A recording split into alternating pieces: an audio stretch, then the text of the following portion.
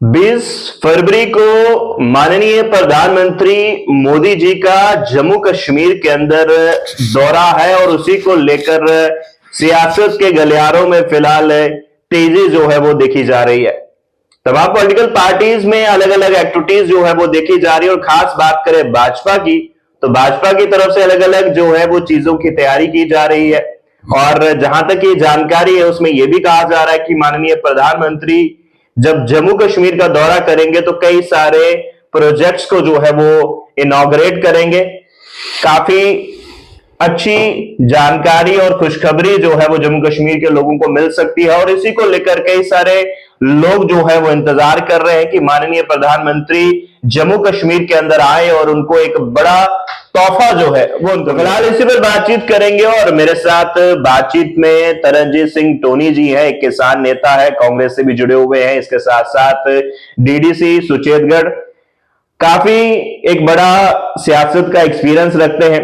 आइए इनसे जानते हैं क्या कुछ इनका कहना है माननीय प्रधानमंत्री मोदी जी की विजिट को लेकर। सर पहले तो बहुत बहुत स्वागत है आपका स्टार मीडिया न्यूज में। क्या कहना चाहेंगे सर, माननीय प्रधानमंत्री मोदी जी की विजिट है और उसको लेकर जम्मू कश्मीर के लोगों में एक आशा है कि कहीं ना कहीं एक बड़ा तोहफा जम्मू कश्मीर के लोगों को मिल सकता है, आप कैसे देखते हैं? देखिए, हर बार ये आशा निराशा में बदलती है और इस बार भी मुझे लगता नहीं है कि हमारी सबसे बड़ी खुशी है कि हमारी स्टेटहुड का दर्जा वापस आ जाए। हमारी जो है चुनी सरकार हो, इलेक्शन अनाउंस हो रहे हैं, हम खुद की चुनी सरकार से अपने कामकाज देखें। आज यहाँ पे एक सिर्फ एलजी साहब है, उसके साथ आप मुझे बताएं क्या अप्रूव वो हर आदमी को मिल नहीं पाते। कहाँ आपके एक कैबिनेट, कहाँ उनके मंत्री, कहाँ एमएलए और हर सेगमेंट में उन लोगों का वास्ता डायरेक्ट सरकार के साथ, और कहाँ एक आदमी, जस्टिफिकेशन ही नहीं है कोई। तो मैं चाहता हूं कि स्टेटहुड का दर्जा वापस आ जाए और इलेक्शन अनाउंस हो जाए, ये है खुशखबरी।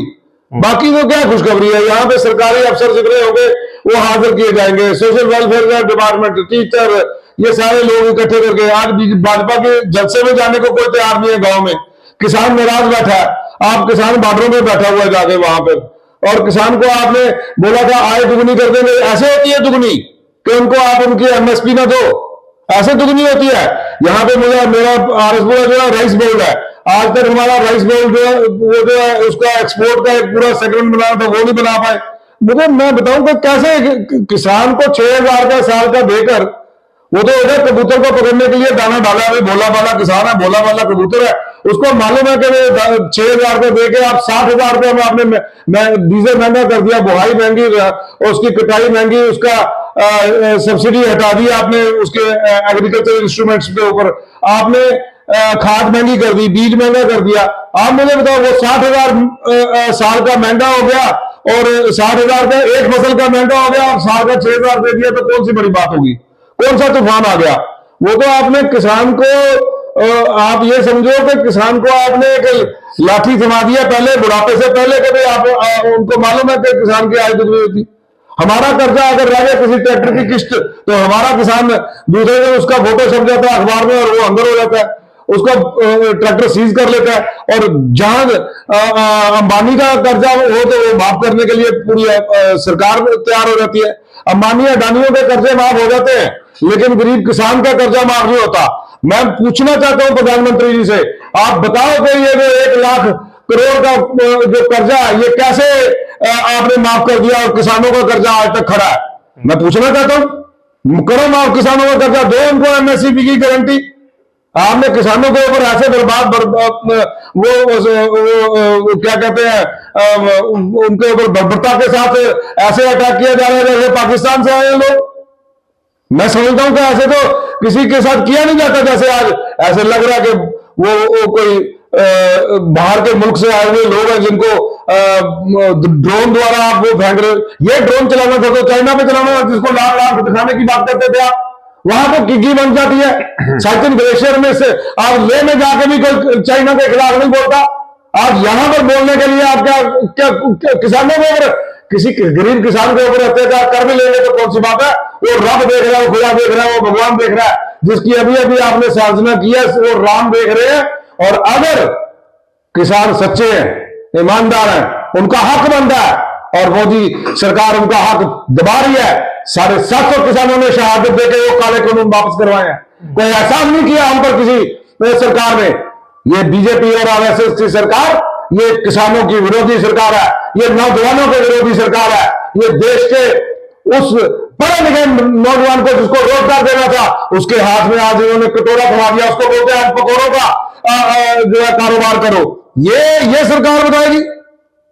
अब मैं पूछना चाहता हूं आज प्रधानमंत्री जी से, आप जम्मू कश्मीर में आ रहे हैं, क्या पैकेज लेके आ रहे हैं मेरे वेस्ट पाकिस्तानी रिफ्यूजियों के साथ?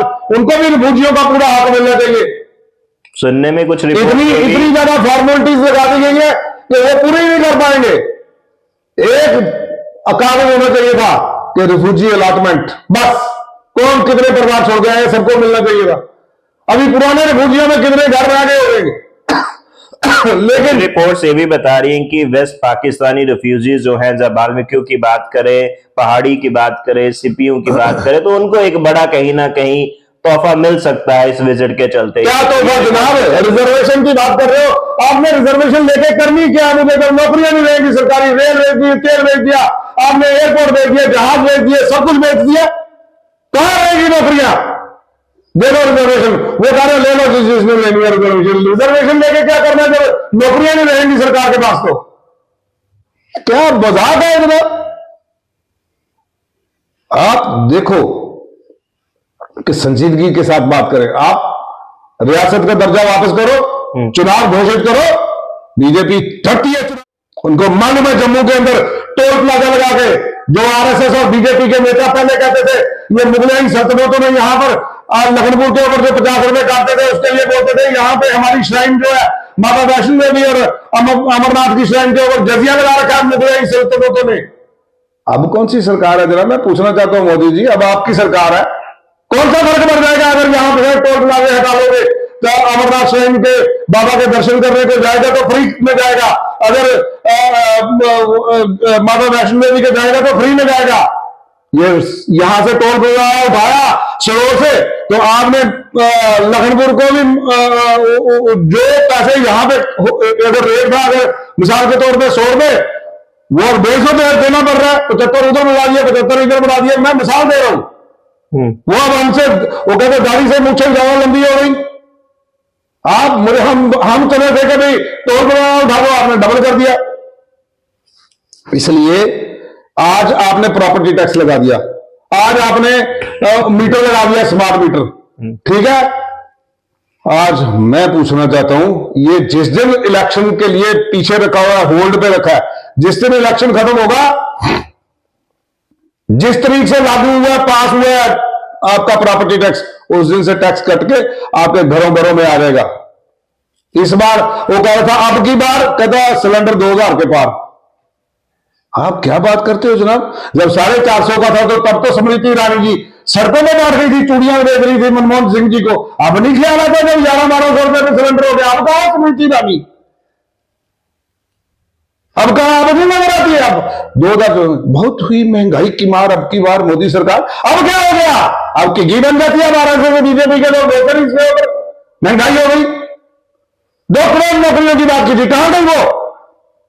मेरा सवाल है ना जनाब, इन्फ्लेशन कम कर देंगे, कैसे कम हुई? काला धन ले आएंगे, और ज्यादा काला हो गया, वहां पे 200% और बढ़ गया। So according to you, what is the motive of this visit in Jammu and Kashmir? मुझे तो पता नहीं, बस इलेक्शन।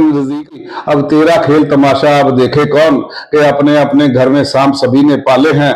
सांप हो कोई सांप तो बचने की तदबीर करे, उन सांपों से कैसे बचे जो आदम सूरत वाले हैं। अब हमें क्या पता जी क्या करने आ रहे हैं, किसको धोखा देने आ रहे हैं, किसको झूठ फैलाने आ रहे हैं।